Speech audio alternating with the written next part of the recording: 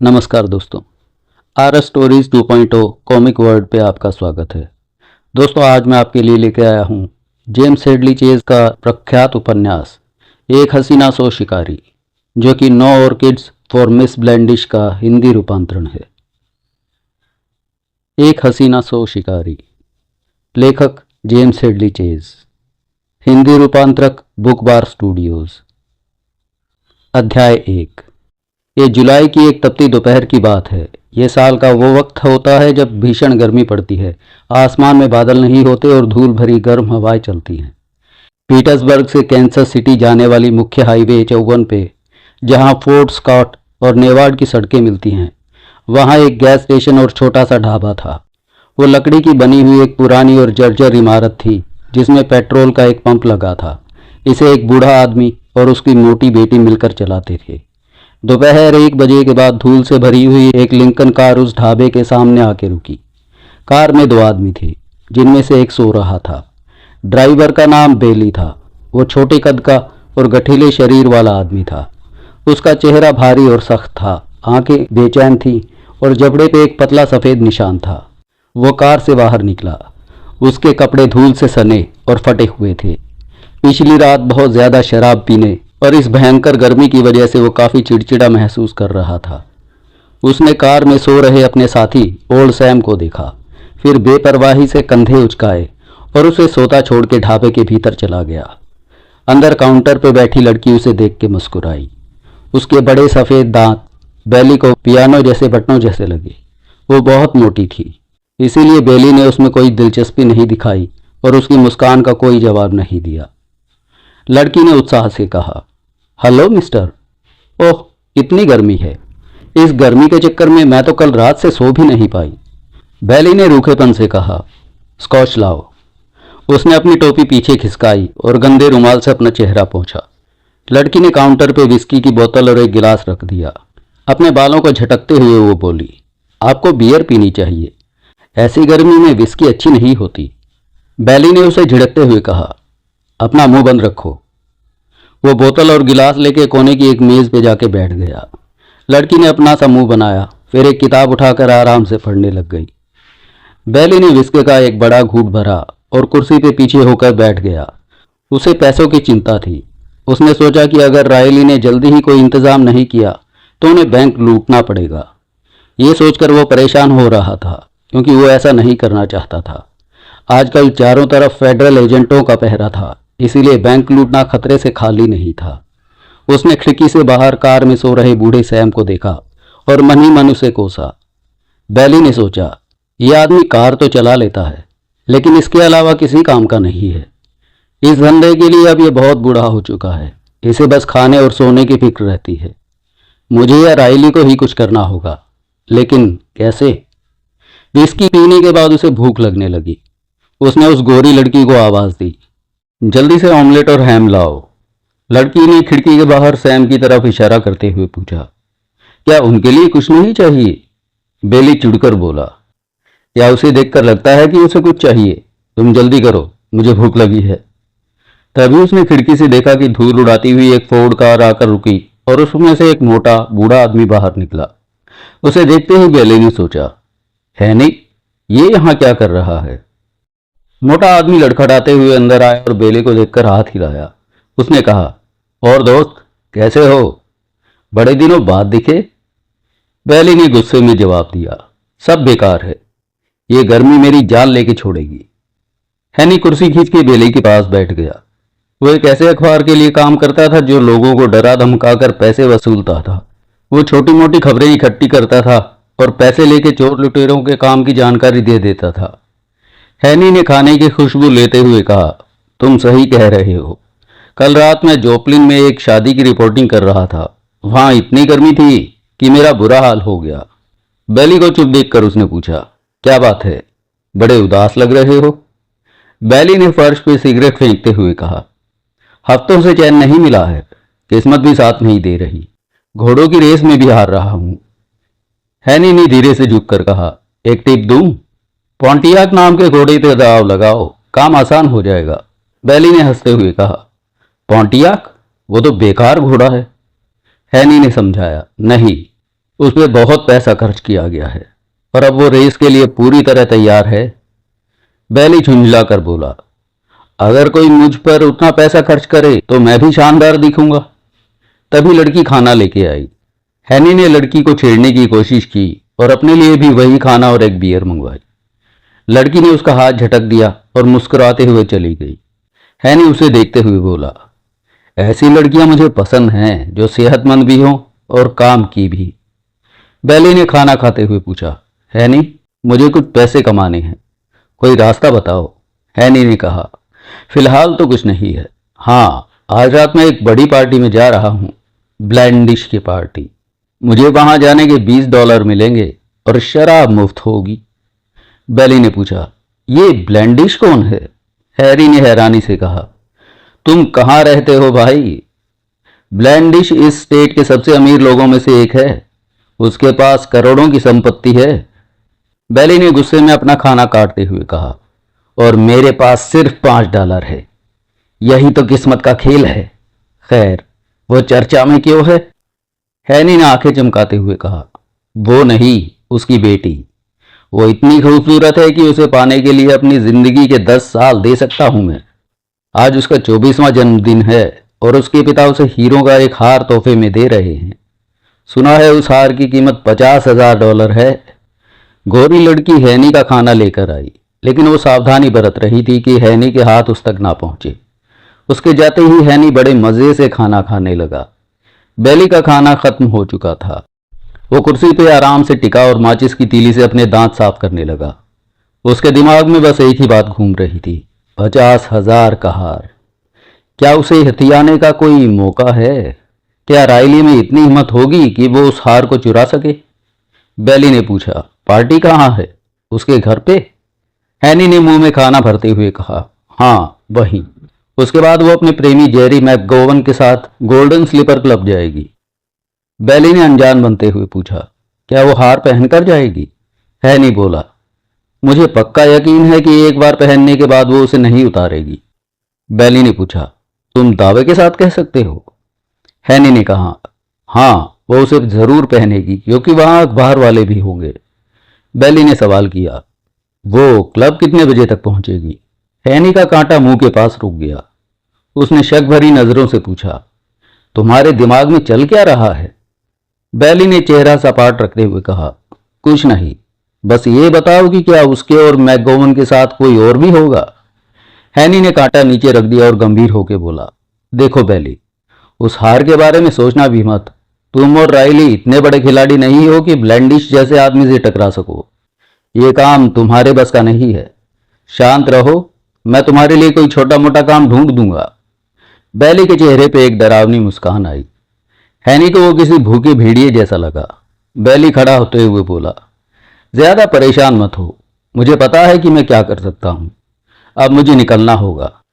अगर कोई और खबर हो तो बताना। अलविदा। हैनी ने हैरान होकर पूछा, इतनी जल्दी क्या है? बैली ने कहा, मैं नहीं चाहता कि बूढ़ा सैम जाग जाए और मुझे उसे खाना खिलाना पड़े। मेरे पास फालतू पैसे नहीं हैं। बैली ने बिल चुकाया और बाहर खड़ी कार की तरफ चल दिया। बाहर की गर्मी उसे चुभ रही थी और शराब की वजह से उसे हल्का सा चक्कर आ रहा था। वो कार में बैठ के सिगरेट सुलगाने लगा। वो सोच रहा था कि जब हार की खबर फैलेगी तो शहर का हर अपराधी उसे पाने की कोशिश करेगा। क्या रायली में इसे छीनने का दम है? उसने सोते हुए सैम को जोर से हिलाया। बैली चिढ़के बोला, उठो यार, क्या तुम सारा दिन सोते रहोगे? तकरीबन 60 साल का दुबला पतला सैम अपनी आंखें मलता हुआ उठा और उम्मीद से पूछा, क्या हम खाना खाएंगे? बैली ने कार स्टार्ट करते हुए कहा, मैं खा चुका हूं। सैम ने पूछा, और मैं? बैली गुस्से में बोला, अगर जेब में पैसे हैं तो खा लो, मैं पैसे नहीं देने वाला। सैम ने दुखी होकर अपनी फटी टोपी ठीक की और बोला, बैली, हमारी टीम को क्या हो गया है? अब हमारे पास कभी पैसे नहीं होते। मुझे लगता है कि रायली का ध्यान अब काम पे नहीं है, वो बस अपनी औरत के साथ वक्त बिताता है। बैली ने कार एक दवा की दुकान के पास रोकी और बिना कुछ बोले उतर के भीतर चला गया। वहां उसने फोन बूथ से रायली को फोन मिलाया। काफी देर के इंतजार के बाद दूसरी तरफ से रायली ने फोन उठाया। बैली का फोन पे दूसरी तरफ से रेडियो का शोर और ऐना की ऊंची आवाज में गाने की आवाज सुनाई दे रही थी। उसने रायली को हैनी से मिली जानकारी बताने की कोशिश की, लेकिन शोर की वजह से रुक गया। क्या तुम्हें मेरी आवाज सुनाई नहीं दे रही? वो चिल्लाया। क्या तुम इस शोर को बंद नहीं कर सकते? रायली की आवाज से लग रहा था कि वो अभी भी नींद में है। जब बैली गया था तब रायली ऐना के साथ कमरे में था। बैली को तो इस बात पर हैरानी हो रही थी कि रायली ने फोन उठा भी लिया। रायली ने कहा, जरा रुको। तभी म्यूजिक बंद हो गया और ऐना के गुस्से में चिल्लाने की आवाज आई। बैली ने सुना कि रायली भी उस पर चिल्लाया और फिर एक जोरदार थप्पड़ की आवाज आई। बैली ने चिढ़ के अपना सिर हिलाया। रायली और ऐना दिन भर लड़ते रहते थे। उनके साथ रहना बैली के लिए सरदर्द बन चुका था। रायली वापस फोन पे आया। बैली ने परेशान होकर कहा, सुनो रायली, मैं इस छोटे से फोन बूथ में गर्मी से मरा जा रहा हूं। क्या तुम मेरी बात ध्यान से सुनोगे? ये बहुत जरूरी है। रायली अपनी तरफ की गर्मी की शिकायत करने लगा। बैली गुस्से में बोला, मुझे पता है कि वहां भी गर्मी है, लेकिन क्या तुम सुनोगे? हमारे पास $50,000 का हार हथियाने का मौका है। ब्लैंडिश की बेटी आज रात वो हार पहनने वाली है। वो अपने प्रेमी के साथ अकेले गोल्डन स्लीपर क्लब जा रही है। मुझे ये खबर हैनी से मिली है। यह मौका हाथ से नहीं जाना चाहिए। क्या कहते हो इस बारे में? रायली ने चौंक कर पूछा, कितने का हार? बैली ने कहा, पूरे 50,000 का। उस करोड़पति की बेटी का हार है, कैसा रहेगा? ये सुनते ही रायली का जोश बढ़ गया। उसने उत्साह से कहा, तुम मत तक वहां क्या कर रहे हो? फौरन वापस आओ। हमें इस बारे में बैठ के बात करनी है। जल्दी आओ। बैली ने कहा, मैं आ रहा हूं, और फोन काट दिया। वो थोड़ी देर रुक के सिगरेट सुलगाने लगा। उत्साह के मारे उसके हाथ कांप रहे थे। उसने मन ही मन सोचा कि रायली उतना डरपोक नहीं जितना वो समझ रहा था। अगर उन्होंने ये काम ढंग से कर लिया तो उसकी किस्मत चमक जाएगी। वो तेजी से अपनी लिंकन कार की तरफ बढ़ा। बूढ़े सैम ने उसे नींद भरी आंखों से देखा। बैली ने उससे कहा, जाग जाओ बेवकूफ, अब खेल शुरू होने वाला है। अब खेल शुरू होने वाला है। बैली गोल्डन स्लीपर रेस्टोरेंट के अंदर मेजों के किनारे किनारे हिचकिचाते हुए घूम रहा था। उसे इस बात की राहत थी कि वहां रोशनी कम थी। हालांकि ऐना ने उसकी कमीज धो दी थी और सूट साफ कर दिया था, फिर भी उसे लग रहा था कि वो किसी आवारा जैसा दिख रहा है। उसे डर था कि कहीं कोई उसे पहचान कर बाहर ना निकाल दे। रेस्टोरेंट में बहुत भीड़ थी, काम जोरों पे था। कर्मचारी इतने बिजी थे कि किसी ने बैली पे ध्यान ही नहीं दिया। वो एक अंधेरे कोने में जाके दीवार से सट के खड़ा हो गया, जहां से उसे पूरा कमरा साफ दिखाई दे रहा था। बैंड का तेज संगीत और लोगों के शोर से उसके कान फटे जा रहे थे। वो बार बार अपनी घड़ी देख रहा था। 12 बजने में 10 मिनट थे। उसने देखा कि मुख्य दरवाजे के पास कुछ फोटोग्राफर अपने कैमरे के साथ तैयार खड़े थे। बैली समझ गया कि वे ब्लैंडिश की बेटी का ही इंतजार कर रहे थे। उसने उसे कभी नहीं देखा था, इसलिए उसने तय किया कि वो फोटोग्राफरों पर नजर रखेगा ताकि लड़की को पहचान सके। बैली मन ही मन सोच रहा था कि रायली की यही आदत है। वो खुद तो बड़ा आदमी बन के बाहर कार में आराम से बैठा है और उसे खतरे में डाल दिया है। उसने तय कर लिया कि इस बार पैसों का हिस्सा मिलते ही वो ये गैंग छोड़ देगा। वो रायली और ऐना की रोज रोज की चिक चिक से थक चुका था। वो इन हीरों के पैसों से एक मुर्गी का फार्म खरीदना चाहता था। वो एक किसान परिवार से था और अगर जेल ना गया होता तो शायद कभी अपराधी ना बनता। तभी अचानक बैंड ने हैप्पी बर्थडे टू यू की धुन बजानी शुरू की और बैली की सोच टूट गई। उसने सोचा, लो वो आ गई, और वो भीड़ के ऊपर से देखने के लिए उचक के खड़ा हो गया। नाच रहे लोग रुक गए और सबकी निगाहें दरवाजे पे टिक गई।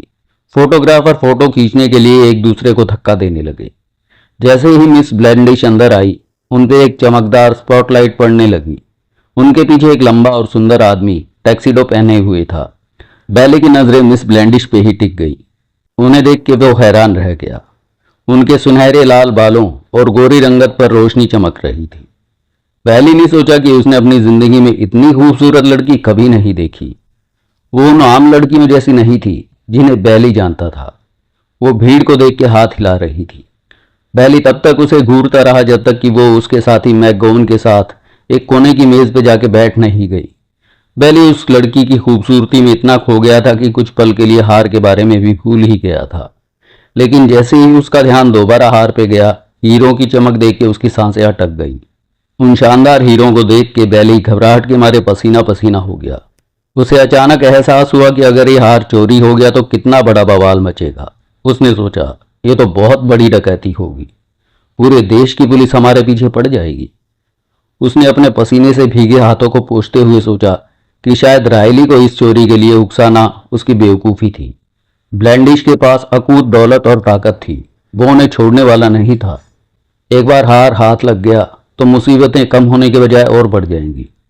बैली ने फिर मिस ब्लैंडिश की मेज की तरफ देखा। उसने गौर किया कि उनके साथ आए मैगोवन का चेहरा शराब की वजह से लाल हो चुका था। वो लगातार पी रहा था। जब उसने दोबारा अपना गिलास भरा तो मिस ब्लैंडिश ने उसे रोकने के लिए उसके हाथ पे अपना हाथ रखा, लेकिन मैगोवन बस मुस्कुराया, गिलास खाली किया और उन्हें डांस फ्लोर पे ले गया। बैली ने उसे देख के मन ही मन कहा, यह आदमी तो नशे में झूम रहा है। अगर ये इसी तरह पीता रहा तो खुद ही मुसीबत मोल ले लेगा। क्लब में भीड़ बढ़ती जा रही थी और ज्यादातर लोग नशे में धुत लग रहे थे। बैली ने सोचा, पैसा आते ही लोग जानवरों जैसा व्यवहार करने लगते हैं। तभी उसकी नज़र फिर मिस ब्लैंडिश पे पड़ी। वो अचानक डांस छोड़ के अपनी मेज की तरफ वापस आ गई। मैगोवन उनके पीछे पीछे आया और फिर से शराब पीने लगा। बैली के पास वाली मेज पे एक और ड्रामा चल रहा था। एक गोरी लड़की अपने बूढ़े साथी से झगड़ रही थी। वो लड़की अचानक खड़ी हुई और बर्फ की बाल्टी से शैंपेन की बोतल निकाल के उस आदमी के सिर पे उड़ेल दी। वो आदमी चुपचाप बैठा रहा, जबकि उसके बाल और महंगे कपड़े पूरी तरह भीग गए। फिर उस लड़की ने शराब वापस रखी और उस आदमी को चूम लिया। आसपास के लोग ये सब देख के हंसने लगे। वो मोटा आदमी गुस्से से लाल होके उठा और सूप से भरी थाली उस लड़की के चेहरे पे दे मारी। लड़की चीखने लगी। तभी एक दूसरा आदमी उठा और उसने उस मोटे आदमी को जोरदार घूंसा जड़ दिया। मोटा आदमी लड़खड़ाया और पीछे की मेज से जा टकराया, जिससे मेज पे रखे बर्तन चूर चूर हो गए और वहां बैठी औरतें डर के मारे चीखने लगीं। हे भगवान, बैली ने मन ही मन कहा। उसने कमरे के दूसरी तरफ मिस ब्लैंडिश को देखा। वो खड़ी होकर मैगोवन का हाथ झकझोर रही थी ताकि वो जल्दी उठे। मैगोवन लड़खड़ाते हुए उठा और वो उसे लेकर बाहर निकलने लगी। अंदर अभी भी हंगामा मचा था। वो लड़की जिसके चेहरे पे सूप फेंका गया था वो अभी भी चीख रही थी। दो शराबी आदमी उस युवक से भिड़ गए थे जिसने मुक्का मारा था। लड़ते लड़ते वे बैली के पास गए और उसका रास्ता रोकने लगे। बैली ने उन्हें मुक्के मारकर रास्ते से हटाया और तेजी से बाहर की तरफ भागा। लॉबी से गुजरते वक्त उसने देखा कि मैगोवन दीवार के सहारे टिका हुआ मिस ब्लैंडिश का इंतजार कर रहा था। बैली दौड़ के बाहर खड़ी अपनी लिंकन कार तक पहुंचा। बूढ़ा सैम ड्राइविंग सीट पे था और रायली उसके बगल वाली सीट पे बैठा था। बैली ने पीछे बैठते हुए कहा, वे बस 1 मिनट में बाहर आने वाले हैं। लड़की ही कार चलाएगी क्योंकि उसका आशिक पूरी तरह नशे में धुत है। रायली ने बूढ़े सैम को आदेश दिया, गाड़ी चलाओ, हम उसी खेत के पास रुकेंगे जिसे हमने आते वक्त देखा था। जैसे ही उनकी कार हमसे आगे निकलेगी हम उनका पीछा करेंगे और उन्हें रास्ते में ही रोक लेंगे। बूढ़े सैम ने गियर डाला और कार आगे बढ़ा दी। बैली ने एक सिगरेट सुलगाई और अपनी जैकेट के नीचे से बंदूक निकालकर अपने बगल वाली सीट पर रख दी। रायली ने पूछा, क्या उसने हार पहन रखा है? बैली ने जवाब दिया, हाँ। रायली कद में लंबा और दुबला पतला था। वो बैली से 5-6 साल छोटा था। उसकी दाहिनी आंख पे एक पट्टी बंधी थी जिसकी वजह से उसका चेहरा बड़ा चालाक और शातिर दिखाई देता था। बूढ़ा सैम लगभग आधा मील तक तेज गाड़ी चलाता रहा। फिर खेत के पास पहुंच के उसने गाड़ी धीमी की और उसे सड़क किनारे घास पे ले जाके रोक दिया। रायली ने बैली से कहा, बाहर निकलो, सड़क पे नजर रखो। बैली ने अपनी बंदूक उठाई, सिगरेट फेंकी और कार से बाहर निकल गया। वो सड़क किनारे खड़ा होकर इंतजार करने लगा। दूर से उसे ढाबे की रोशनी और बैंड का हल्का संगीत सुनाई दे रहा था। कुछ ही मिनटों बाद उसे दूर से एक कार की हेडलाइट्स आती दिखाई दी। वो फौरन दौड़ के अपनी कार के पास गया और बोला, वे आ गए। जैसे ही बैली कार में बैठा, बूढ़े सैम ने इंजन स्टार्ट कर दिया। तभी 1-2 सीटों वाली शानदार जैगुआर कार तेजी से उनके पास से गुजरी। मिस ब्लैंडिश कार चला रही थी और उनके बगल में बैठा मैगोवन नशे में बेहोश सा लग रहा था। रायली चिल्लाया, जल्दी करो, ये काम जल्दी खत्म करना है, उन्हें भागने का मौका मत देना। लिंकन कार जैगुआर का पीछा करने लगी। रात घनी और अंधेरी थी, आसमान में चांद भी नहीं था। बूढ़े सैम ने हेडलाइट्स जला दी जिसकी रोशनी सीधे जैगुआर पे पड़ रही थी। वे देख सकते थे कि कार की रफ्तार के साथ मैगोवन का सिर यहां वहां लुढ़क रहा था। बैली बोला, वो आदमी तो कोई विरोध नहीं कर पाएगा, उसने बहुत ज्यादा पी रखी है। रास्ते में एक मोड़ आया जहां सड़क के दोनों तरफ घना जंगल था और वहां सन्नाटा पसरा था। रायली ने आदेश दिया, ठीक है, अब इसे घेर लो। लिंकन कार की रफ्तार 80 से 90 मील प्रति घंटा पे पहुंच गई थी। हवा सीटी की तरह बज रही थी और बाहर के पेड़ धुंधले दिखाई दे रहे थे, लेकिन जैगुआर भी बहुत तेज थी। दोनों कारों के बीच की दूरी कम नहीं हो रही थी। रायली ने बूढ़े सैम को घूरते हुए कहा, यह क्या नाटक है? मैंने कहा था कि उससे आगे निकलो। सैम ने जवाब दिया, वो कार हमारे इस खटारे से बहुत तेज है, उसे पकड़ना बहुत मुश्किल है। जैगुआर धीरे धीरे और आगे निकलती जा रही थी। तभी अचानक सड़क पे एक मोड़ आया और बूढ़े सैम को मौका मिल गया। सैम चिल्लाया, आप समझ जाओ। उसने जोर से ब्रेक मारे और स्टीयरिंग घुमा दी। टायरों के रगड़ने की चीख सुनाई दी और लिंकन कार घूमते हुए उबड़ खाबड़ जमीन पे फिसल गई। झटका इतना जोरदार था कि बैली पिछली सीट से उछल गया। कार बुरी तरह कांपी और घास के किनारों से टकराती हुई वापस सड़क पे आ गई। उस खतरनाक मोड़ को काट के अब वो जैगुआर के ठीक आगे आ चुके थे। बैली गुस्से में बड़बड़ाते हुए अपनी बंदूक ढूंढने लगा जो झटके की वजह से गिर गई थी। रायली ने बाहर झुक के पीछे देखा और खुश होकर कहा, बहुत बढ़िया सैम, कमाल कर दिया। बूढ़े सैम ने अपनी कार को सड़क पे इधर उधर लहराकर चलाना शुरू कर दिया ताकि जैगुआर पीछे से आगे ना निकल सके। मजबूर होकर मिस ब्लैंडिश को अपनी कार की रफ्तार धीमी करनी पड़ी और आखिरकार दोनों गाड़ियां रुक गई। बैली फौरन अपनी कार से बाहर कूदा। मिस ब्लैंडिश ने जैगुआर को मोड़ने की कोशिश की, लेकिन बैली सही वक्त पे पहुंच गया। उसने कार के अंदर झुककर चाबी घुमाई और इंजन बंद कर दिया। फिर उस पर बंदूक तान दी। वो चिल्लाया, बाहर निकलो, ये डकैती है। मिस ब्लैंडिश ने ऊपर बैली की तरफ देखा। सदमे की वजह से उनकी आंखें फटी की फटी रह गई।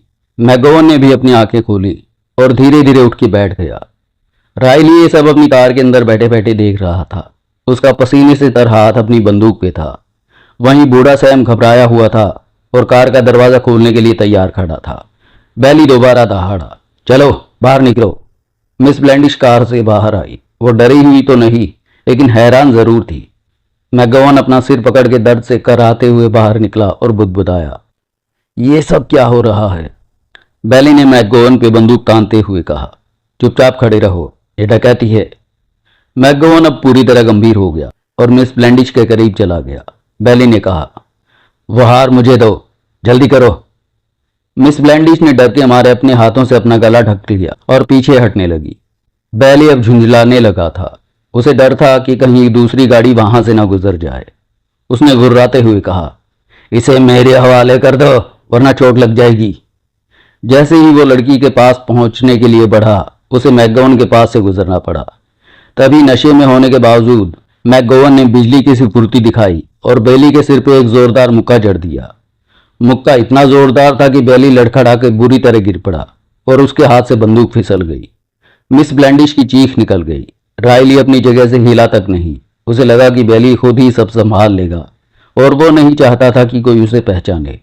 उसने बूढ़े सैम को लड़की पे नजर रखने को कहा। बूढ़ा सैम धीरे धीरे मिस ब्लैंडिश के पास जाके खड़ा हो गया। लड़की का ध्यान सैम पे नहीं था, वो तो बस बैली को घूर रही थी जो घुटनों के बल बैठकर अपना सिर झटक रहा था। सैम वहां हिचकिचाते हुए खड़ा तो था, लेकिन इस बात के लिए तैयार था कि अगर वो भागने की कोशिश करे तो वो उसे पकड़ ले। तभी बैली ने ऊपर देखा। मैगोवन लड़खड़ाते हुए उसकी तरफ बढ़ रहा था। वो अभी भी नशे में था, लेकिन अब लड़ने के लिए पूरी तरह तैयार था।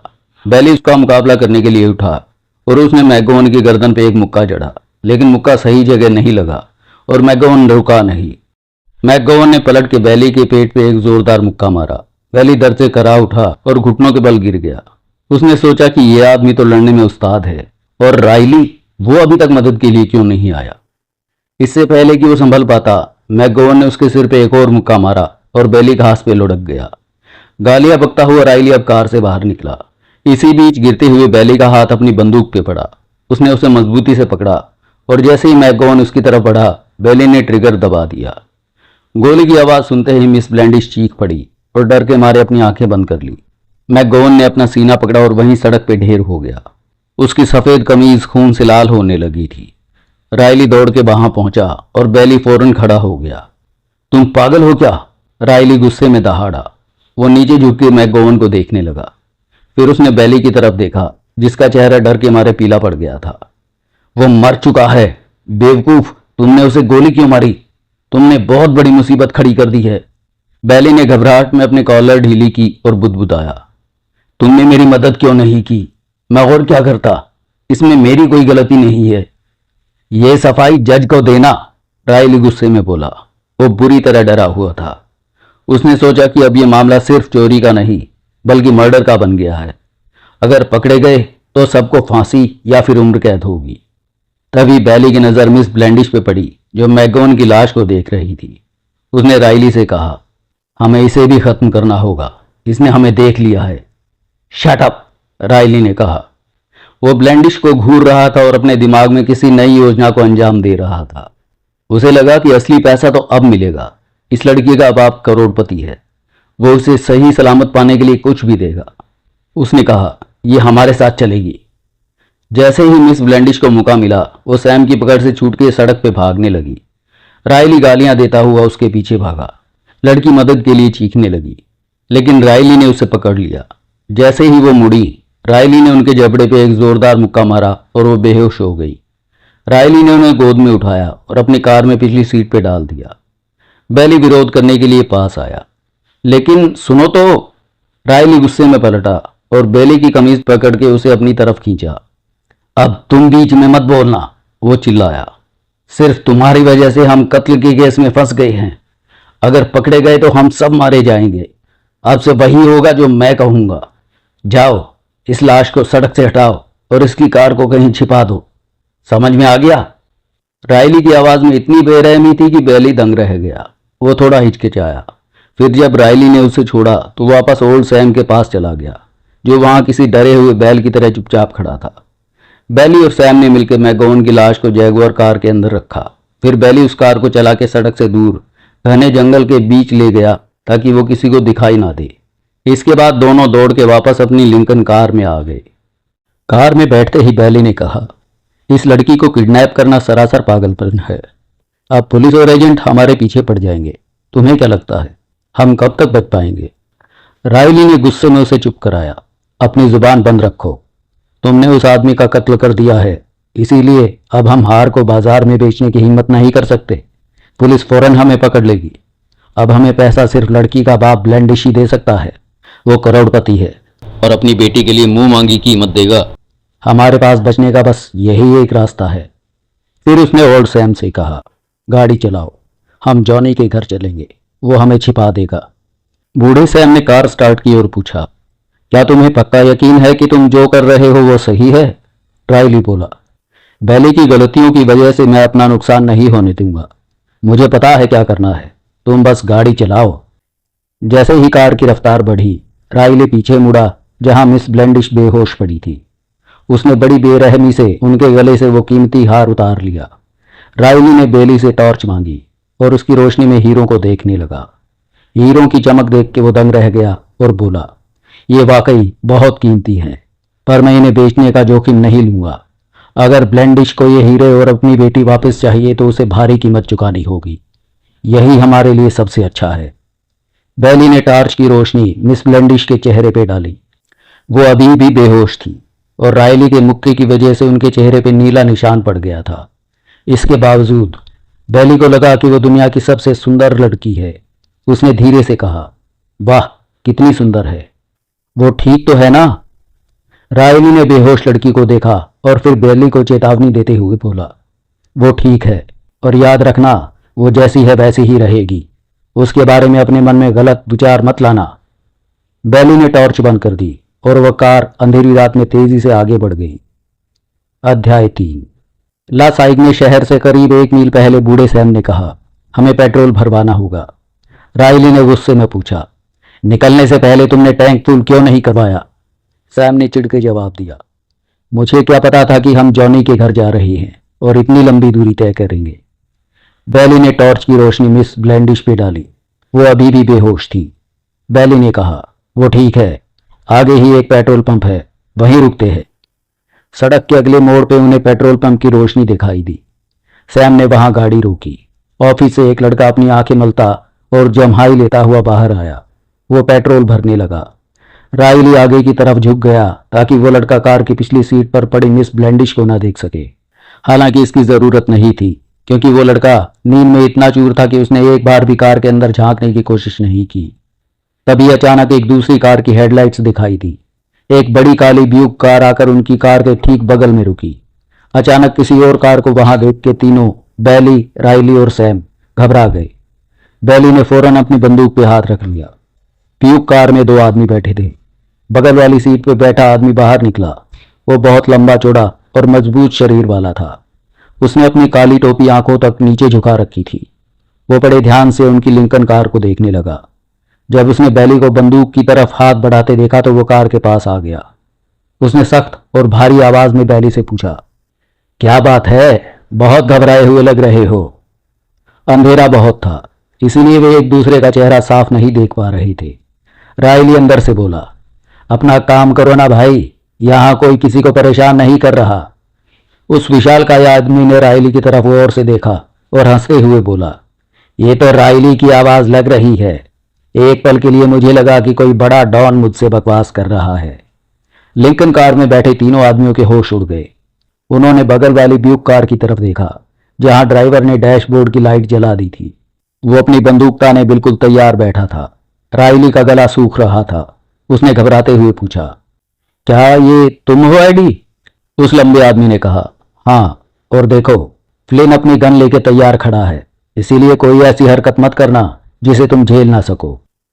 रायली ने तुरंत सफाई देते हुए कहा, नहीं भाई, हम कुछ नहीं कर रहे, बस मैंने तुम्हें पहचाना नहीं था। वो मन ही मन अपनी किस्मत को कोस रहा था कि उसका सामना ग्रिसन गैंग के खतरनाक आदमी से हो गया। एडी ने सिगरेट सुलगाने के लिए माचिस जलाई। रायली ने फौरन झुककर मिस ब्लैंडिश को छिपाने की कोशिश की, लेकिन एडी की तेज नजरों से वो बच नहीं सकी। एडी ने सिगरेट का धुआं छोड़ते हुए कहा, वाह, क्या गजब की लड़की है। रायली जल्दी से बोला, हमें अब निकलना होगा, फिर कभी मिलते हैं। चलो सैम, गाड़ी बढ़ाओ। लेकिन एडी ने कार के दरवाजे पे हाथ रख के उसे रोक दिया और पूछा, ये लड़की कौन है रायली? रायली बोला, कोई खास नहीं, बस मेरी एक दोस्त है। एडी ने शक जताते हुए कहा, अच्छा, ये तो बड़ी अजीब बात है कि तुम्हारी दोस्त इतनी शांत पड़ी है। रायली के चेहरे से पसीना बह रहा था। वो चिढ़कर बोला, उसने बहुत ज्यादा पी रखी है, इसीलिए वो होश में नहीं है। एडी ने मजाक उड़ाते हुए कहा, सच में मुझे अंदाजा है कि किसने पिलाई होगी। चलो जरा पास से देखते हैं। रायली को समझ नहीं आ रहा था कि क्या करे। उसने देखा कि दूसरी कार से फ्लिन भी बाहर निकल आया है और उसकी बंदूक सीधे रायली की तरफ तनी है। मजबूरी में रायली पीछे हटा। एडी ने अपनी टॉर्च जलाई और उसकी तेज रोशनी बेहोश लड़की के चेहरे पे पड़ी। एडी ने लड़की की तारीफ करते हुए कहा, बहुत सुंदर है। रायली, तुम्हें शर्म आनी चाहिए कि तुम इतनी अच्छी लड़की को अपने साथ फंसाए हुए हो। क्या इसकी मां को पता है कि ये कहाँ है? फिर उसने रायली के चेहरे पे धुआं छोड़ते हुए पूछा, कहाँ ले जा रहे हो इसे? रायली ने कहा, घर ले जा रहा हूं। एडी, अब मजाक बंद करो, हमें देर हो रही है। एडी थोड़ा पीछे हटा और बोला, ठीक है, जाओ, लेकिन मैं नहीं चाहूंगा कि यह लड़की सुबह सो के उठे और खुद को तुम जैसे बंदरों के बीच पाए। अब यहां से दफा हो जाओ। बूढ़े सैम ने फौरन गियर डाला और लिंकन कार हाईवे पे तेजी से भाग निकली। एडी उन्हें जाते हुए देखता रहा। उसने अपनी टोपी उतार के सिर खुजलाया। फ्लिन अपनी शॉटगन कार में रख के उसके पास आया। फ्लिन दुबला पतला और नुकीले चेहरे वाला आदमी था जो बहुत खूंखार दिखता था। एडी ने हैरानी से पूछा, इस सब का क्या मतलब है? कुछ तो गड़बड़ जरूर है। फ्लिन ने कंधे उचकाते हुए कहा, हमें क्या फर्क पड़ता है? एडी बोला, मुझे फर्क पड़ता है, क्योंकि तुम्हारे पास मेरी जैसी अक्ल नहीं है। वे मामूली से गुंडे उस जैसी अमीर दिखने वाली लड़की के साथ क्या कर रहे थे? आखिर है कौन वो? फ्लिन ने सिगरेट सुलगाई। उसे इन बातों में कोई दिलचस्पी नहीं थी। वो पीटर्सबर्ग से गाड़ी चला के आया था और बुरी तरह थका हुआ था। वो अब बस सोना चाहता था।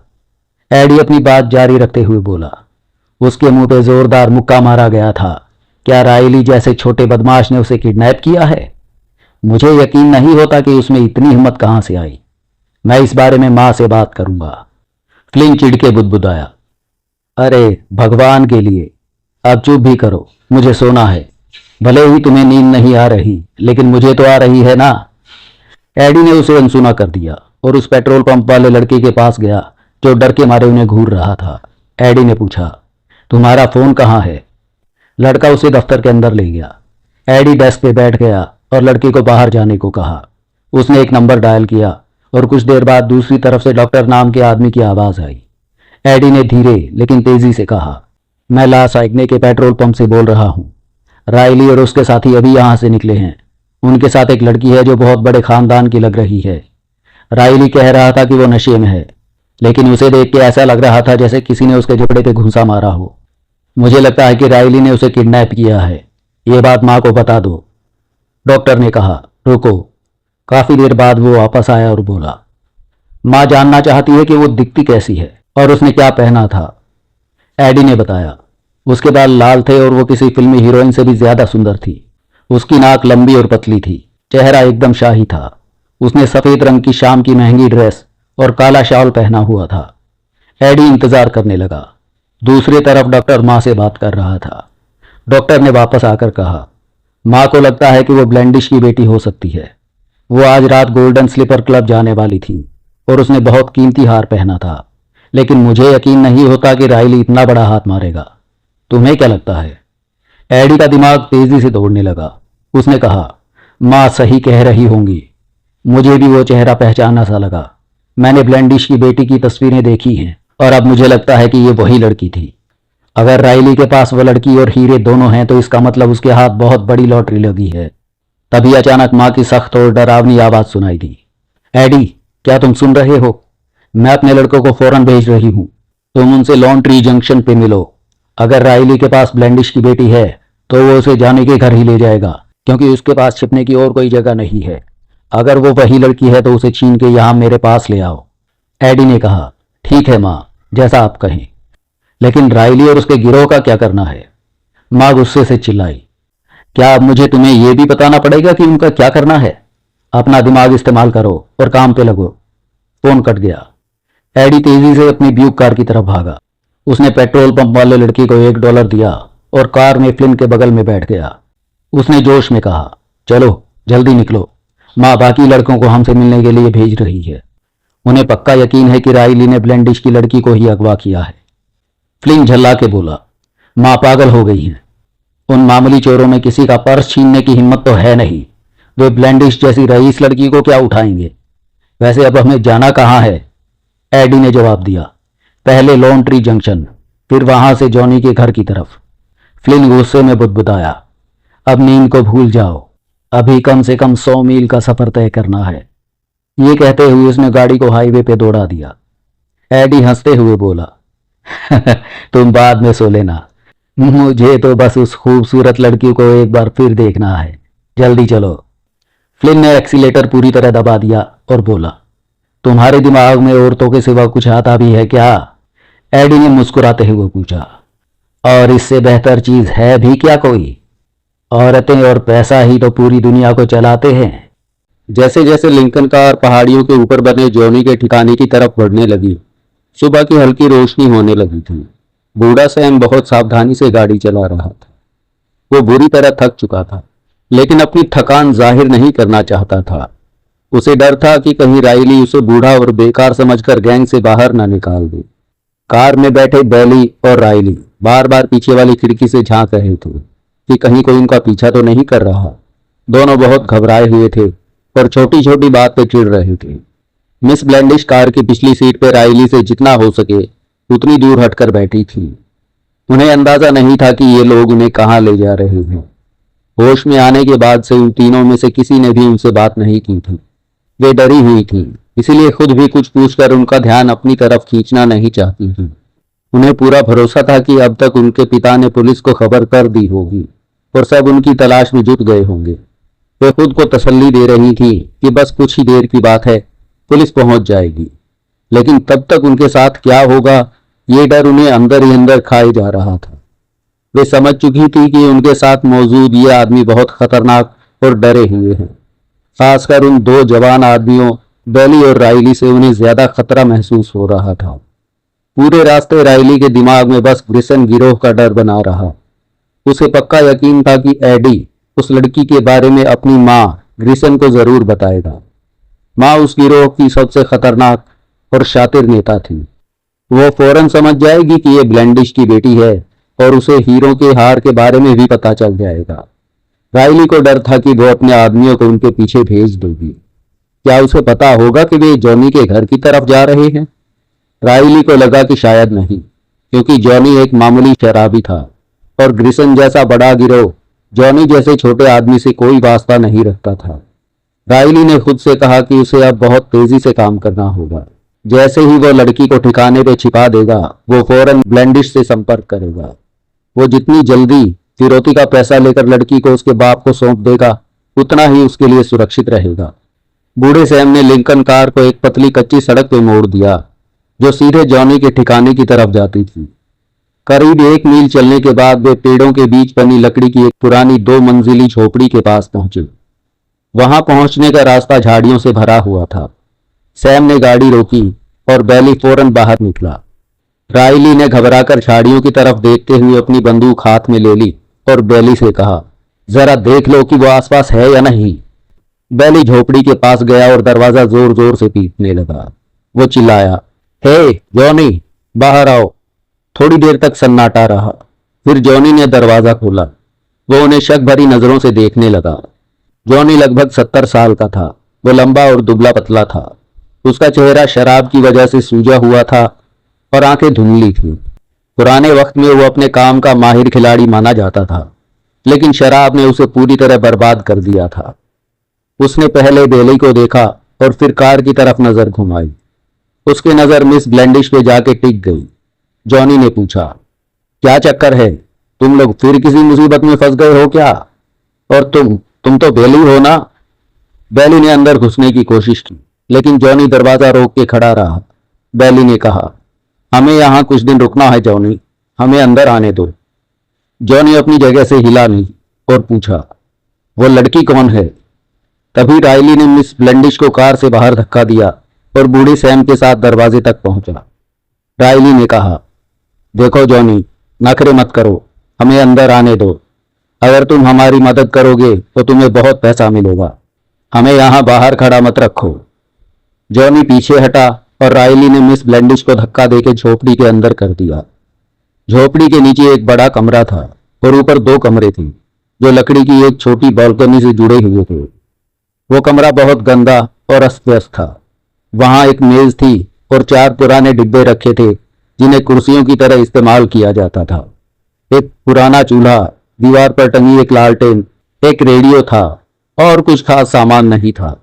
बूढ़ा सैम सबसे आखिर में अंदर आया और दरवाजा बंद करके उस पर टेक लगा के खड़ा हो गया। मिस ब्लेंडिश फौरन दौड़ती हुई जॉनी के पास गई और उसका हाथ पकड़ लिया। वो हाफते हुए बोली, प्लीज मेरी मदद कीजिए, इन लोगों ने मुझे किडनैप कर लिया है। मेरे पिता। जॉनी के शरीर से आने वाली शराब और पसीने की बदबू से उनका जी मिचलाने लगा। राइली ने उन्हें झटके से पीछे खींचा और दहाड़ा, चुप रहो, अगर एक शब्द भी और बोला तो बहुत बुरा होगा। जॉनी घबराकर राइली की तरफ देख रहा था। उसने कमजोर आवाज में कहा, देखो भाई, मैं किसी कानूनी लफड़े में नहीं पड़ना चाहता। प्लीज मेरे डैड को फोन कर दीजिए। मिस ब्लेंडिश ने अभी इतना ही कहा था कि राइली ने उनके पास आकर उनके चेहरे पे एक जोरदार थप्पड़ जड़ दिया। वे दर्द और सदमे से चीखती हुई पीछे हट गई। राइली चिल्लाया, मैंने कहा था ना, चुप हो जाओ। लड़की ने अपने चेहरे पे हाथ रखा। उसकी आंखों में गुस्से और नफरत की चमक थी। वो चिल्लाई, तुम जंगली जानवर हो, तुम्हारी हिम्मत कैसे हुई मुझे हाथ लगाने की? राइली गुस्से से पागल होकर बोला, अगर तुम चुप नहीं हुई तो मैं थप्पड़ से भी ज्यादा कुछ कर बैठूंगा। बैठ जाओ और जुबान बंद रखो, वरना फिर पिटोगी। बूढ़ा सैम पास आया। वो थोड़ा चिंतित लग रहा था। उसने एक पुराना बक्सा उठाकर मिस ब्लेंडिश के पास रख दिया और बोला, मैडम शांत हो जाइए, इस आदमी को और गुस्सा दिलाना आपके लिए अच्छा नहीं होगा। मिस ब्लेंडिश उस बक्से पे बैठ गई और अपना चेहरा हाथों में छिपाकर रोने लगी। जॉनी ने पूछा, ये लड़की आखिर है कौन? राइली ने जवाब दिया, ये ब्लेंडिश की बेटी है। जॉनी, इसकी कीमत $1,00,000 है। हम सब आपस में बराबर हिस्सा बांट लेंगे। हमें यहां बस 3-4 दिन रुकना है। जॉनी ने हैरानी से उसे देखा और बोला, बाप रे, वो तो बहुत अमीर आसामी है ना? राइली ने कहा, उसके पास करोड़ों की संपत्ति है। कैसा रहेगा जॉनी, माला माल हो जाओगे ना तुम। जॉनी ने अपना गंदा सिर खुजाते हुए कहा, हाँ शायद ठीक है, लेकिन 4 दिन से ज्यादा नहीं। राइली ने पूछा, मैं इसे कहाँ पे रखूं? क्या ऊपर कोई कमरा है? जॉनी ने ऊपर बालकनी की तरफ इशारा करते हुए कहा, ऊपर वाले कमरे में। राइली मिस ब्लैंडिश की तरफ मुड़ा और बोला, ऊपर चलो।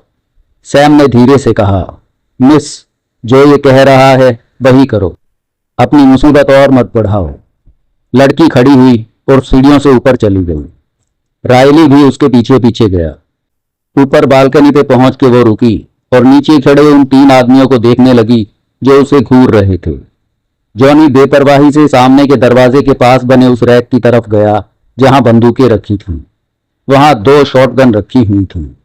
राइली ने कमरे के दरवाजे पे लात मारी और उसे खोल दिया। अंदर जाओ, उसने आदेश दिया। मिस ब्लैंडिश उस छोटे और अंधेरे कमरे में दाखिल हुई। राइली ने छत से लटकते तेल के दिए को जलाया और कमरे का जायजा लिया। कमरा बहुत ही बुरा था। वहां एक गंदा गद्दा पड़ा था जिस पर चादर तक नहीं थी। फर्श पर पानी का एक जग था जिस पे धूल जमी हुई थी। एक छोटे डिब्बे पर टीन का बर्तन रखा था और खिड़की को बोरी से ढक दिया गया था। पूरे कमरे में सीलन की बदबू आ रही थी। राइली ने ताना मारते हुए कहा, तुम्हारे महलों से ये जगह थोड़ी अलग है ना? यहां रह के तुम्हारा घमंड भी ठिकाने आ जाएगा। चुपचाप यहीं पड़ी रहो, वरना मैं तुम्हें सबक सिखाने आ जाऊंगा। मिस ब्लैंडिश की नजर दीवार पे रेंगती एक बड़ी और मोटी मकड़ी पे पड़ी। वे डर के मारे कांपने लगी। राइली ने हंसते हुए कहा, डर लग रहा है? उसने दीवार से उस मकड़ी को पकड़ लिया। उसके नन्हे पैर तेजी से हिल रहे थे। क्या मैं इसे तुम्हारी सुंदर ड्रेस के अंदर घुसा दूं? मिस ब्लैंडिश घबरा के पीछे हट गई। राइली ने मुस्कुराते हुए धमकी दी, जब तक तमीज से रहोगी सब ठीक रहेगा। अगर कोई गड़बड़ की तो बहुत पछताओगी। ये कहते हुए उसने अपनी उंगलियों के बीच उस मकड़ी को मसल दिया। अगर तुमने बात नहीं मानी तो मैं तुम्हारा भी यही हाल करूंगा। अब चुपचाप लेटी रहो। वो दरवाजा बंद करके बाहर निकल गया। नीचे बैली और बूढ़ा सैम सिगरेट पी रहे थे। राइली सीढ़ियों से नीचे उतरा। उसने जॉनी से पूछा, जॉनी, कुछ खाने का इंतजाम है क्या? बोलते हुए वो शान से तनकर खड़ा हो गया। जॉनी ने अपने हाथों में शॉटगन पकड़ रखी थी और वो उन तीनों को घूर रहा था। राइली का हाथ अपनी बंदूक की तरफ बढ़ा, लेकिन जॉनी की आंखों में खतरनाक इरादे देख के वो रुक गया। जॉनी ने चेतावनी देते हुए कहा, राइली, कोई भी चालाकी करने की कोशिश मत करना। ये बंदूक तुम्हारी छाती के पर खच्चे उड़ा देगी। राइली ने कड़े स्वर में पूछा, आखिर तुम चाहते क्या हो? जॉनी बोला, मुझे ये सब पसंद नहीं आ रहा। बैठ जाओ, मुझे तुम लोगों से बात करनी है। राइली जाकर बैली के पास बैठ गया। जॉनी ने पूछा, तुम्हारे यहां आने से आधा घंटा पहले रेडियो पे इसकी खबर आ चुकी थी। ये बताओ कि मैकगोवन नाम के आदमी को किसने मारा? राइली ने बेली की तरफ अंगूठा दिखाते हुए कहा, इसने, इस बेवकूफ ने अपना आपा खो दिया और गोली चला दी। बेली गुस्से में चिल्लाया, झूठ मत बोलो, मुझे उसे मारना ही पड़ा। तुम डरपोक तो मुझे अकेला छोड़कर तमाशा देख रहे थे। अरे अब चुप भी हो जाओ, राइली ने उसे डांटा। अब क्या फर्क पड़ता है? वो आदमी मर चुका है और हम पे कत्ल का इल्जाम है, लेकिन लड़की हमारे पास है। अगर हम उसके बाप से पैसे वसूल लें तो फिर हमें किसी बात की फिक्र करने की जरूरत नहीं है। जॉनी ने अपना सिर हिलाया। थोड़ी देर सोचने के बाद उसने बंदूक नीचे कर ली। उसने कहा, राइली, मैं तुम्हें बचपन से जानता हूं। मैंने कभी नहीं सोचा था कि तुम खूनी बन जाओगे। मुझे ये सब ठीक नहीं लग रहा। एक तो कत्ल कर दिया और अब किडनैपिंग। अब तुम्हारे पीछे बड़े पुलिस ऑफिसर और फेडरल एजेंट पड़ जाएंगे। तुम बड़ी मुसीबत में फंस चुके हो। तुम अपनी औकात से बाहर का खेल खेल रहे हो। राइली ने लालच देते हुए धीमी आवाज में कहा, जॉनी, इस काम में तुम्हारा हिस्सा $2.5 लाख होगा। ये वाकई बहुत बड़ी रकम है। बैली ने भी मौके का फायदा उठाते हुए कहा, सोचो जॉनी, सोचो, उस पैसे से तुम कितनी शराब खरीद पाओगे? तुम तो विस्की की नदी में तैरोगे। जॉनी की आंखें फटी की फटी रह गई। उसे यकीन नहीं हुआ और वो बुदबुदाया, दुनिया में इतना पैसा भला किसके पास होगा? रायली ने दोबारा कहा, पूरे $2.5 लाख जॉनी, और वो सब तुम्हारा होगा। धीरे धीरे जॉनी ने अपनी बंदूक वापस रैक में रख दी। ये देखकर तीनों आदमियों की जान में जान आई। जॉनी ने कुछ टिन के मग और मिट्टी का एक बड़ा घड़ा उठाया। उसने पूछा, क्या तुम लोग कुछ पीना चाहोगे? रायली ने शक जताते हुए पूछा, क्या है इसमें? तुम्हारी वही सड़ी गली देसी शराब? जॉनी बोला, ये बहुत शानदार चीज है, सबसे बढ़िया। उसने सबको मग में सेब से बनी एप्पल जैक शराब परोस दी। सबने संभल कर शराब पीना शुरू किया। बैली को तो पीते ही उल्टी जैसा महसूस होने लगा, लेकिन रायली और सैम ने किसी तरह उस कड़वे और तीखे पेय को गले से नीचे उतार लिया। बूढ़े सैम ने मुंह पोंछते हुए कहा, जॉनी, कुछ खाने को मिलेगा? मुझे बहुत भूख लगी है। जॉनी ने जवाब दिया, खुद ही ले लो, बर्तन चूल्हे पे रखा है। जैसे ही सैम चूल्हे की तरफ बढ़ा, बैली ने रायली से धीरे से कहा, तुमने लड़की को अगवा करके बहुत बड़ी गलती की। हमें उसे वहीं खत्म कर देना चाहिए था। अब एडी जाकर माँ ग्रीसन को सब बता देगा और वो अपने सबसे खतरनाक आदमी स्लिम को हमारे पीछे भेज देगी। चुप रहो, रायली गुस्से में चिल्लाया। स्लिम का नाम सुनते ही जॉनी चौकन्ना हो गया। उसने घबरा कर पूछा, क्या स्लिम? क्या वो भी इस मामले में शामिल है?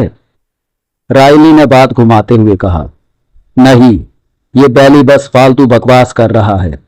पर बैली रुका नहीं। उसने जॉनी की तरफ देखकर कहा, रास्ते में हमें एडी शुल्ट्ज मिला था और उसने लड़की को देख लिया है।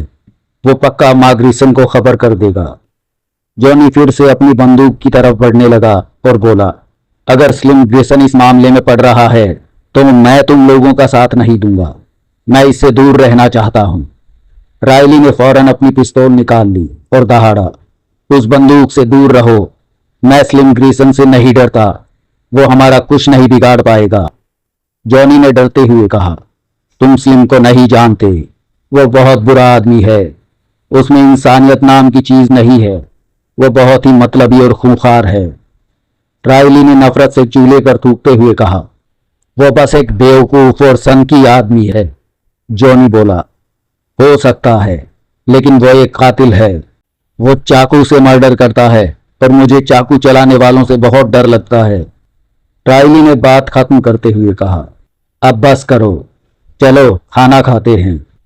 बूढ़ा सैम 3 की प्लेटों में स्टू यानी मांस और सब्जी का शोरबा निकालने लगा। उसने बड़बड़ाते हुए कहा, इसमें से तो बहुत अजीब सी बदबू आ रही है। फिर उसने एक प्लेट में थोड़ा सा खाना निकाला और बोला, मैं ये ऊपर उस लड़की को दे आता हूं, उसे भी भूख लगी होगी। रायली ने हंसते हुए ताना मारा, उस रईसजादी को ये घटिया खाना पसंद नहीं आएगा। सैम ने कहा, भूखे रहने से तो अच्छा ही है कि जो मिल रहा है वही खा ले। सैम खाने की थाली लेके सीढ़ियों से ऊपर गया और उस छोटे से अंधेरे कमरे में दाखिल हुआ। मिस ब्लैंडिश बिस्तर के किनारे बैठी रो रही थी। सैम को देखकर उन्होंने अपनी आंखें ऊपर उठाई। सैम ने हिचकिचाते हुए कहा, लो, ये खा लो, कुछ खाने से तुम्हारी हिम्मत बढ़ेगी। खाने से आ रही अजीब बदबू से मिस ब्लैंडिश का जी मिचलाने लगा। उन्होंने कहा, नहीं शुक्रिया, मैं ये नहीं खा सकती।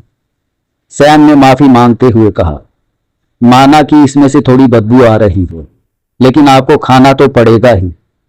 उसने प्लेट नीचे रख दी और उस गंदे बिस्तर को देख के सिर हिलाया। मुझे पता है आपको ऐसी जगह रहने की आदत नहीं है। मैं देखता हूं अगर मुझे नीचे कोई चटाई या बिछाने की चीज मिल जाए। मिस ब्लैंडिश बोली, शुक्रिया, आप वाकई बहुत दयालु हैं। फिर वे थोड़ा रुकी और धीमी आवाज में बोली, क्या आप मेरी मदद करेंगे? अगर आप मेरे पापा को फोन करके बता दें कि मैं कहाँ हूं तो वे आपको बहुत बड़ा इनाम देंगे। प्लीज मेरी हेल्प कीजिए। सैम दरवाजे की तरफ पीछे हटते हुए बोला, मैं ऐसा नहीं कर सकता मैडम, मैं बहुत बूढ़ा हो गया हूं और अब किसी मुसीबत में नहीं पड़ना चाहता। नीचे जो खड़े हैं वे दोनों बहुत बदमाश लड़के हैं, मैं आपके लिए कुछ नहीं कर पाऊंगा। ये कह के उसने दरवाजा बंद कर दिया और बाहर चला गया। नीचे रायली और बेली खाना खा रहे थे। सैम भी उनके साथ शामिल हो गया। खाना खत्म करके रायली खड़ा हुआ और बोला, मैंने आज तक इतना घटिया खाना कभी नहीं खाया। उसने अपनी घड़ी देखी। सुबह के 9:05 हो रहे थे। उसने कहा, मुझे अपनी गर्लफ्रेंड एना को फोन करना चाहिए, वो परेशान हो रही होगी। बेली ने ताना मारा, तुम खुद को धोखे में रख रहे हो। तुम्हें लगता है कि एना को तुम्हारी कोई परवाह है? वो उठा और खिड़की के पास चला गया। रायली ने फोन लगाया और एना से बात की। जैसे ही एना ने फोन उठाया, रायली बोला, हाय बेबी, मैं फ्रैंकी बोल रहा हूं। एना की फोन से निकली तेज आवाज पूरे कमरे में सुनाई दे रही थी। वो चिल्लाई, कहां मर गया था तू? तूने मुझे अकेला छोड़ने की हिम्मत कैसे की? क्या तू किसी और औरत के साथ था? अगर ऐसा है तो मैं तुझे जान से मार डालूंगी। रायली मुस्कुराया। उसे एना की आवाज सुन के बहुत अच्छा लग रहा था। उसने कहा, शांत हो जाओ मेरी जान, मैंने बहुत बड़ा हाथ मारा है, अब तक का सबसे बड़ा काम। अब हमारे पास बहुत पैसा होगा। मैं तुझे महंगे मिंक के कपड़े दिलवाऊंगा और इतना अमीर बना दूंगा कि बड़े बड़े लोग तेरे आगे खुश नहीं होंगे। अब मेरी बात सुन, मैं जॉनी के घर पे हूं, वहीं लोटरी जंक्शन के दूसरी तरफ। तभी अचानक खिड़की के पास खड़े बैले की आवाज डर से कांप उठी। रायली, वे आ रहे हैं, 2 कारें आ रही हैं, ये ग्रिसन गैंग है। रायली ने फौरन फोन काट दिया और खिड़की की तरफ भागा। बाहर उनकी लिंकन कार के पास 2 गाड़ियां आके रुकी। उनमें से कई आदमी बाहर निकले और झोपड़ी की तरफ बढ़ने लगे। रायली ने उन आदमियों में लंबे चौड़े और ताकतवर शरीर वाले एडी शुल्स को पहचान लिया। वो घबरा के पीछे मुड़ा। उसने जॉनी को धक्का देते हुए कहा, जल्दी ऊपर जाओ और उस लड़की के पास रहो। ध्यान रहे कि वो एक अल्फाज भी ना बोले। हमें इन लोगों को चकमा देना होगा, जल्दी करो। रायली और जॉनी भागकर सीढ़ियों से ऊपर गए और मिस ब्लैंडिश के कमरे में घुस गए। वो बिस्तर पे लेटी थी और उन्हें अचानक कमरे में आता देख चौंक के खड़ी हुई। रायली का चेहरा डर के मारे पसीने से भीगा हुआ था। उसने कांपती आवाज में कहा, बाहर एक ऐसा आदमी आया है जो तुम्हारे लिए मौत से कम नहीं है। अगर अपनी सलामती चाहती हो तो एकदम चुप रहना। मैं उसे गुमराह करने की कोशिश करूंगा, लेकिन अगर उसे जरा भी भनक लग गई कि तुम यहां हो तो भगवान को याद कर लेना, वही तुम्हें बचा सकता है। मिस ब्लैंडिश के मन में सिरहन पैदा करने वाली बात रायली के शब्द नहीं थे, बल्कि उसके चेहरे पे छाया पीलापन और इसकी आंखों में साफ दिखने वाला खौफ था। उसे इतना डरा हुआ देख वे खुद भी बुरी तरह डर गई।